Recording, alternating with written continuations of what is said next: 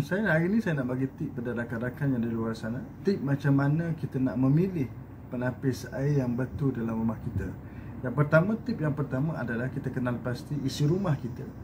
Kalau isi rumah kita tengok isi rumah kita berapa orang. Dengan tengok dengan kapasiti penapis air tu ada berapa liter dalam tangki tu. Ada customer saya, sebelum ni dia beli yang besar 11 liter.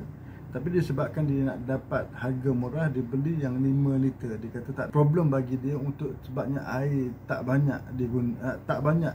air dalam tangki dan menyusahkan dia pula untuk tunggu, dia kata.